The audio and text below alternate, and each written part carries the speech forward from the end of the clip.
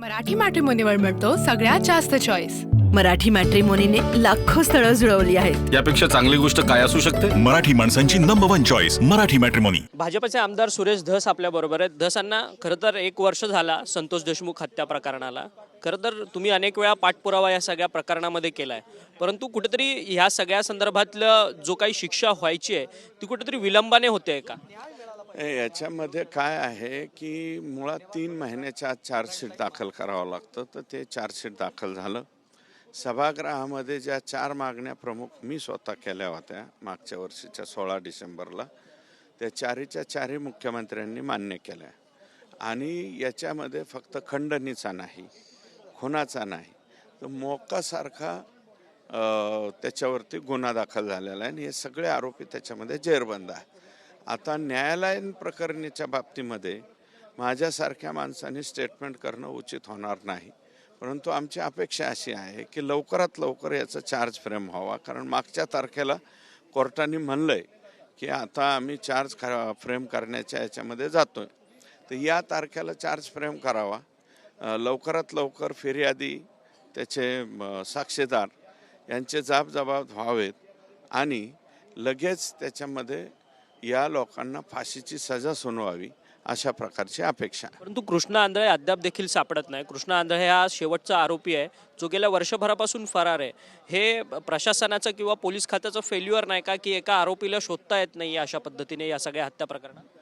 काय अशा काही प्रकरणामध्ये यापूर्वीच्या सुद्धा एखाद दुसरा आरोपी जो आहे ज्याला त्याचं पहिलं रेकॉर्डही तसंच आहे, त्या कृष्णा आंधळे एखादा गुन्हा करणे, 6-6 महिने 1-1 वर्ष गायब होणे, कुठेतरी दुसऱ्या राज्यात जाऊन राहणे आणि वेश बदलून किंवा इकडे न फिरकणे, घरच्यांचंही त्याला काही प्रेम दया माया काही राहिलेली नाही आहे, तो कोणाशी कॉन्टॅक्ट करत नाही, याच्यामुळं तो आरोपी फरार आहे। पण आमची मागणी आहे की तो सुद्धा आरोपी जो आहे तो अटक झाला पाहिजे। तर तुमच्या पाठपुराव्यामध्ये धार कमी झाली आहे का? ज्या पद्धतीने तुम्ही याच हिवाळी अधिवेशनामध्ये गेल्या वर्षी तुम्ही विधानसभा संपूर्ण गाजवलेली होती या सगळ्या हत्या प्रकरणावरतून, त्याच्यानंतर मात्र तुमची या सगळ्या केसमध्ये पाठपुरावा करताना तुमची धार कमी झाली आहे का कुठेतरी?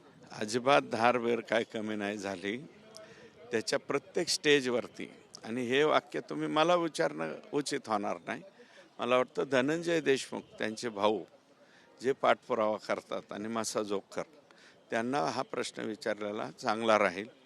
1 वर्ष त्या ठिकाणी पूर्णपणे बारीक सारीक सगळ्या गोष्टीवरती आम्ही लक्ष ठेवून आहोत, परंतु न्यायालयाच्या बाबतीमध्ये आम्हाला तर आज जाऊन काय आर्ग्यू करता येत नाही।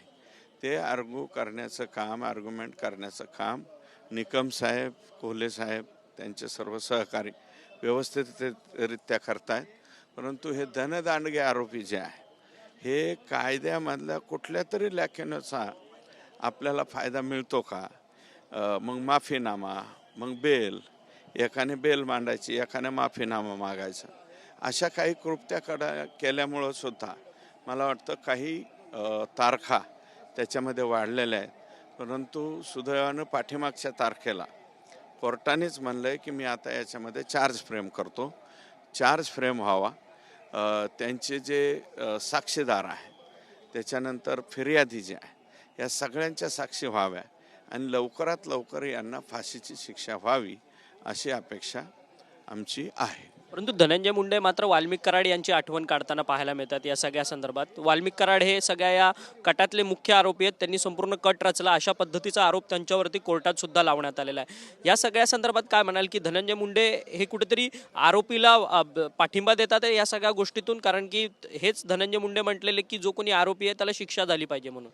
नाही, त्या आरोपीची आठवण येणं हे दुर्दैवी आहे। आता कालचं मी त्यांचं स्टेटमेंट पाहिलं की कोणी कार्यकर्ते वारलेले आहेत, अमकं आहे तमकं आहे, ते जे स्टेटमेंट झालेलं आहे त्यांचं ते वैयक्तिक त्यांच्या स्वतःच्या बंगल्याचं नाव घेतलेलं आहे। तिथे एक व्यक्ती बसत होती 24 तास, मग ती व्यक्ती म्हणजे कोण आहे? वाल्मिक कराड आहे। वाल्मिक कराडांचीच तुम्हाला आठवण येते, हे त्यांची अपरिर्थ आहे। त्यांच्या इथं निवडणूक जिंकण्यासाठी किंवा काही त्यांचे समर्थक असतील जे यांना सहकार्य करत नसतील म्हणून यांना आठवण येते। तर ही आठवण मला वाटतं एवढ्या क्रूरपणे झालेल्या हत्येच्या बाबतीत आठवण येणं हे दुर्दैवी आहे. खरं तर तुम्ही एक मुद्दामून प्रश्न विचारावा असं वाटतो. बीडच्या सभेमध्ये तुम्ही यादी वाचून दाखवली होती संपूर्ण. एक हत्या ही संतोष देशमुख यांची झालेली नाही, तर बीडमध्ये अशा अनेक हत्या झाल्यात. बापू आंधळे असेल किंवा त्याच्यानंतर वेगवेगळ्या महादेव मुंडे प्रकरण असेल, अशा अनेक हत्या झालेल्या आहेत. त्या सगळ्या हत्यांचा तुम्ही पाठपुरावा करणार म्हणालेला होता. अद्याप देखील तुमच्याकडनं अशा पद्धतीचा कोणताही पाठपुरावा झालेला नाही इतर हत्यांच्या प्रकरणाच्या संदर्भात. तो कधीपर्यंत होईल? हे बघा, महादेव मुंडेंच्या हत्येमध्ये पाठपुरावा करून मुख्यमंत्र्यांकडून SIT लावण्याचं काम सुद्धा आम्ही त्या ठिकाणी केलेलं आहे. आणि ज्या इतर हत्या झालेल्या आहेत त्या पाठीमागं आहे, संगीत दिघोळेपासून बापू आंधळेपर्यंत. आता बापू आंधळेचा सुद्धा खून एकाने केला आहे आणि आरोपी दुसरेच बनवले. तर ह्या बाबतीमध्ये सुद्धा पाठपुरावा जो आहे तो आम्ही करतोय. परंतु काही केसेस जे आहेत त्याचे निकाल लागून गेलेले, आणि निकाल लागायचे म्हणजे यांनीच निकाल लावलेले आहे. मिटवायचं ह्यांनीच, म्हणजे मारायला ह्यांनीच लावायचं आणि मिटवायला ह्यांनीच जायचं. असे मिटवी केल्यामुळं त्या प्रकरणांमध्ये अडचण आहे. परंतु महादेव मुंडेचं प्रकरण मात्र आता ऑनगोईंग आहे. अजूनही त्याच्यामध्ये जे SIT नेमलेले आहेत कुमावत साहेबांच्या अध्यक्षतेखाली, कुमावत साहेब त्याच्यामध्ये चांगला तपास करतात. परंतु ज्या पद्धतीने संतोष देशमुख हत्या प्रकरणाच्या संदर्भात पाठपुरावा केला, तशाच पद्धतीने हा प्रकरण, महादेव मुंडे प्रकरण, हत्या प्रकरण तुम्ही तडीस नेणार आहात का? 100% महादेव मुंडेच्या बाबतीमध्ये सुद्धा आम्ही ते प्रकरण तडीस न्यावं. त्यांचे मेहुणे, त्यांच्या पत्नी आणि त्याच्यातले आणखी काही बाळा बांगर हे जे आहेत यांचे सर्वांचे स्टेटमेंट्स त्या ठिकाणी झालेले आहेत आणि आता लवकरात लवकर त्याच्या केसचे आरोपी सुद्धा सापडतील. धन्यवाद, तुम्ही आमच्याशी सविस्तर बातचीत केली. सुरेश धस होते आपल्याबरोबर, भाजपचे आमदार. आज 1 वर्ष झालेलं आहे संतोष देशमुख हत्या प्रकरणाला. संतोष देशमुख हत्येसारखेच अनेक हत्या ज्या आहेत त्या बीडमध्ये ह्यापूर्वी देखील झालेल्या आहेत. त्या सगळ्यांचा पाठपुरावा मी करणार आणि जे कोणी आरोपी आहेत त्यांना शिक्षेपर्यंत घेऊन जाणार, असं जे मत आहे ते आमदार सुरेश धस यांनी आपल्याशी बोलताना व्यक्त केलं. व्हिडिओ जर्नलिस्ट रोशन गायकवाडसह अक्षय मंकणी, TV9 मराठी, नागपूर. मराठी मॅट्रिमोनीवर मिळतो सगळ्यात जास्त चॉईस. मराठी मॅट्रिमोनीने लाखो स्थळं जुळवली आहेत. यापेक्षा चांगली गोष्ट काय असू शकते? मराठी माणसांची नंबर 1 चॉईस मराठी मॅट्रिमोनी.